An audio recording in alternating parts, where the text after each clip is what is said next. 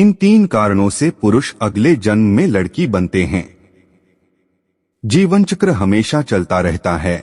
आप अभी जो हैं वह भले ही मृत्यु के बाद नहीं रहें, लेकिन आप नहीं होंगे ऐसा नहीं है, क्योंकि संसार में जितने भी जीव में वह किसी न किसी रूप में हर युग हर समय में रहे हैं। यह अलग बात है कि आज आप मनुष्य हैं तो अगले जन्म में पशु हो सकते हैं। यह भी संभव है कि आपको अपने कर्मों के कारण कुछ समय तक अशरीरी बनकर भटकना पड़े, यानी आप भूत प्रेम या पितर के रूप में मौजूद रहें, लेकिन यह क्रम कभी रुकता नहीं है। भगवान श्री कृष्ण ने अर्जुन को गीता में बताया भी है कि ऐसा कोई समय नहीं था जब मैं नहीं था या तुम नहीं थे। यह अलग बात है कि मुझे अपने हर जन्म का ज्ञान है, लेकिन तुम्हें उनका ज्ञान नहीं है। बस यही अंतर है नर में और नारायण में। लेकिन नर का मतलब यहाँ पुरुष से नहीं बल्कि मनुष्य और अन्य जीवों से है कि उन्हें अपने अगले पिछले जन्म का ज्ञान नहीं होता। हाँ, कभी कभी कुछ ऐसे मामले आ जाते हैं जब व्यक्ति को अपने पूर्वजन्म की बातें याद रहती हैं, और ऐसे कई मामले आपने पढ़ा या सुना होगा कि पूर्वजन्म में जो पुरुष था वह अगले जन्म में स्त्री रूप में जन्म लिया। इसका 3 कारण शास्त्रों में बताया गया है। इन 3 गलतियों के कारण पुरुष अगले जन्म में लड़की बनते हैं। शास्त्रों में कहा गया है कि जिस व्यक्ति की भावना जैसे होती है उसे उसी अनुरूप अगला जन्म मिलता है। खासतौर पर उसकी मृत्यु के समय उसकी जैसी सोच रहती है या जिन ख्यालों में रहता वह काफी हद तक उसके अगले जन्म की लिंग और योनि का निर्णय करता है।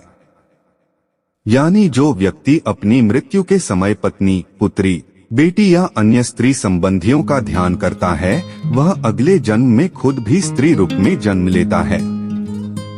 अगले जन्म स्त्री बनने का एक और बड़ा कारण यह माना गया है कि जो व्यक्ति स्त्रियों में अधिक रुचि रखता है और उनके साथ रहकर स्त्रीगत व्यवहार करने लगता है वह खुद भी अगले जन्म में स्त्री बनता है।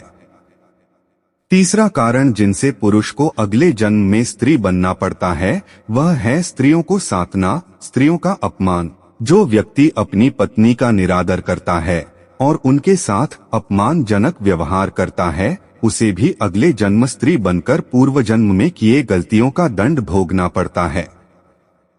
आंखों में अश्रु का सागर लिए नदियां सी चुपचाप प्रवाहित होती है, दिल में मचलती तड़फ दिल के चितडों में बटकर एक आह लिए वह सारा जीवन अपना दायित्व समझकर जीने की कोशिश करती है। गांव गलियों की सखियों की याद लिए अपनी मंजिल तय करती है, पुरानी यादों को समेटकर नई राह के सपनों में खो जाती, घर के सारे काम काज कर अष्टभुजा बन जाती है।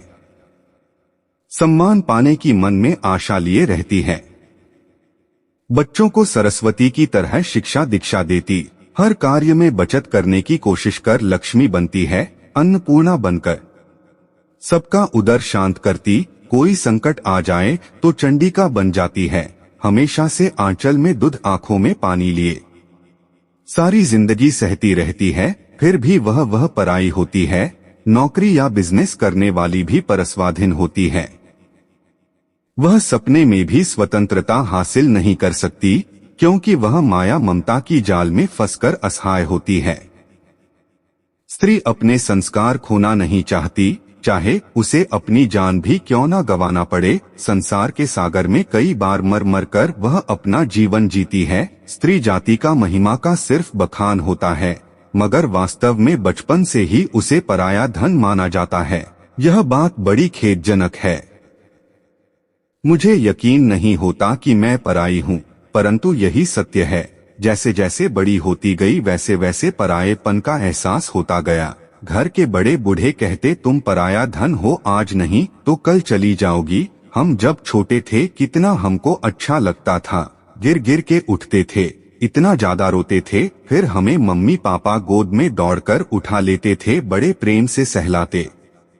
उस जगह हो जहां अब हम गिरे उस जगह पर फूंक मारकर पांव पटककर उस जमीन को डांटते थे, आकाश में हाथ उठाकर चिड़िया दिखाते थे। हमें कहते देखो ऊपर चिड़िया देखो, जिधर पापा हाथ दिखाते उस तरफ देखने लग जाते थे एवं फिर से गदगद होकर हंसने लग जाते थे, फिर से खेलने लग जाते थे। मुझे याद आता है वह बचपन, कई सालों पहले जब मैं छोटी थी, मुझे बिच्छू ने डंक मार दिया था। मैं जब जोर जोर से रोने लगी तब मम्मी ने मुझे अपने गोद में उठा लिया, बहुत प्यार किया, लेकिन जलन बहुत तेज थी। इसमें लगातार फूट फूट कर रोए जा रही थी।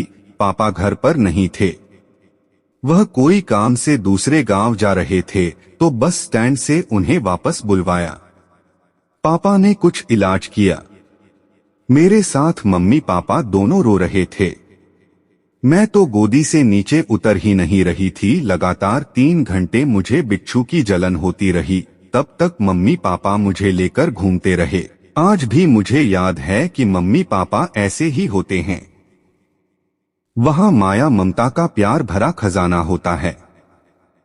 लेकिन अचानक क्या हो जाता है कि हमारे इतने प्यारे होने के बावजूद हमें दूर कर देते हैं। क्या यही उसकी पहचान है? एक स्त्री होने का यही मापदंड है?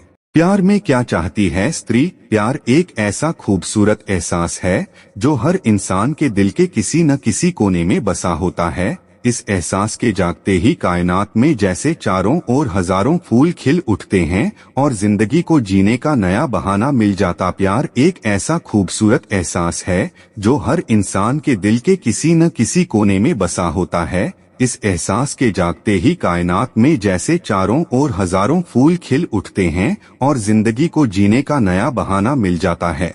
स्त्री के जीवन में प्यार बहुत मायने रखता है।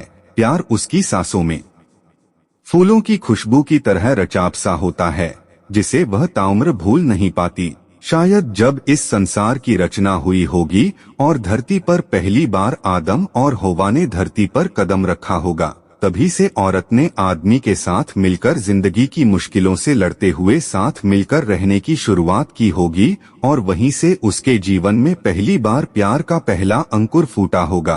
प्रेम एक ऐसी अबूझ पहेली है जिसके रहस्य को जानने की कोशिश में जाने कितने प्रेमी दार्शनिक, कवि और कलाकार बन गए।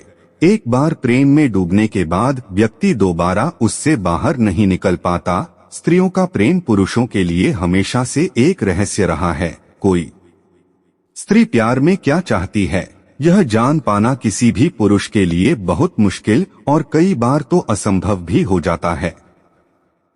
क्या कहता है स्त्री मनोविज्ञान? IT प्रोफेशनल गीतिका कहती हैं, इस आधुनिक युग में पढ़ी लिखी लड़कियां भी प्रेम के मामले में अपने प्रेमी से ही इस बात की उम्मीद करती हैं कि पहले उनका प्रेमी उनके सामने अपने प्यार का इजहार करे। मैं और मेरे पति तरुण पिछले 5 वर्षों से अच्छे दोस्त थे और हमारी गहरी दोस्ती बहुत पहले प्यार में तब्दील हो चुकी थी। लेकिन मैं उस घड़ी का इंतजार कर रही थी कि कब वह अपने प्यार का इजहार करें, क्योंकि मेरे लिए अपने दिल की बात कह पाना बहुत मुश्किल हो रहा था।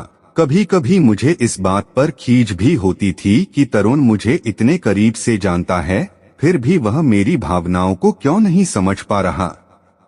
अंततः पहले उसी ने मेरे सामने विवाह का प्रस्ताव रखा, तब जाकर हमारी शादी हुई। आज हमारी शादी को 7 वर्ष हो चुके हैं और हम आज भी इस बात को याद करके बहुत हंसते हैं कि अगर तरुण ने मुझे प्रपोज नहीं किया होता तो शायद तरुण के लिए मेरा प्यार मेरे दिल के किसी कोने में ही दबा रह जाता। कोई भी स्त्री प्यार के बदले ढेर सारा प्यार चाहती है।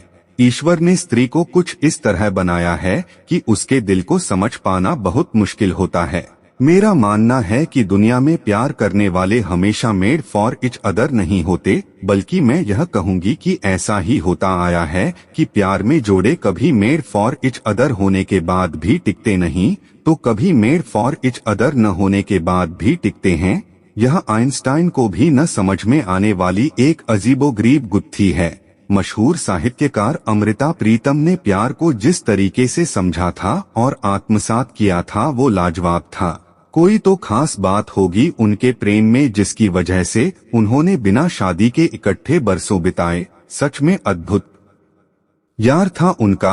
आज 21वीं सदी में स्त्री कई क्षेत्रों में पुरुषों से आगे निकल गई है, इसलिए उसकी पहचान बन गई। फिर भी वो अपने प्यार को समर्पित है। स्त्री के प्रेम में जितनी सच्चाई और निष्ठा है उतनी पुरुषों में नहीं। वन नाइट स्टैंड की मानसिकता आज भी पुरुषों में ही अधिक पाई जाती है। प्रेम में स्त्री का नजरिया पहले की तुलना में इसलिए बदला नजर आ रहा है क्योंकि आज की स्त्री आत्मविश्वासी और आत्मनिर्भर है, उसे अपनी मौलिक जरूरतों को पूरा करना आता है। स्त्री को यदि समर्पित प्यार मिले तो शायद उसे कभी शिकायत ही न हो।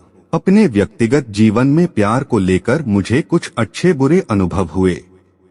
मैंने उन बुरे अनुभवों को भी सकारात्मक ढंग से लिया। यदि उन भूली दास्तानों से कुछ पाठ न पढ़ती तो मुझे शायद जिंदगी जीने की समझ न आती। मेरा मानना है कि प्यार में उम्मीदों का टूटना स्त्री को परिपक्व बनाता है। मेरा ख्याल है कि स्त्री अपने जीवन साथी की खामियों को आसानी से स्वीकार कर लेती है, पर कई बार उसका साथी उसकी कमियों को नजरअंदाज नहीं कर पाता। आत्मसम्मान स्त्री और पुरुष दोनों में समान रूप से होता है, पर जब आत्मसम्मान उग्र रूप धारण करता है तो अहं का टकराव हो जाता है। मैंने अपनी विवाहित जिंदगी में आत्मसम्मान और रिश्ते के बीच संतुलन बनाए रखा है। यदि हम अपने उसूलों से समझौता न करें और केवल आत्मसम्मान के बारे में ही सोचते रहें तो न प्यार रहेगा और न ही रिश्ता। स्त्री को एक सीमा तक ही अपने आत्मसम्मान के बारे में सोचना चाहिए। रिश्ते बनाने में उम्र गुजर जाती है, पर टूटने के लिए कुछ पल काफी होते हैं। प्रेम के मामले में मेरे विचार बहुत पारंपरिक हैं। प्यार इंसान को भावनात्मक मजबूती देता है और उसे जिंदगी जीना सिखाता है। प्यार के प्रति आधुनिक स्त्री का नजरिया बदला जरूर है, पर प्रेम को लेकर जो मूल बातें हैं उनमें कोई बदलाव नहीं आया है। एक दूसरे के प्रति गहरे विश्वास और समर्पण की भावना आज भी देखने को मिलती है। अगर प्रेम के मामले में ये बुनियादी बातें न हो तो वह प्रेम सच्चा प्रेम नहीं कहा जा सकता। मेरे विचार से प्यार में कोई भी स्त्री कम से कम इतना तो जरूर चाहती है कि उसका साथी उसकी भावनाओं को समझे और उनका सम्मान करे। अगर दो लोगों के बीच सच्चा प्यार हो तो दोनों एक दूसरे के व्यक्तित्व की खामियों को नजरअंदाज कर देते हैं, और ऐसा करना जरूरी भी है, क्योंकि प्यार में स्थायित्व ऐसा करके ही आ सकता है।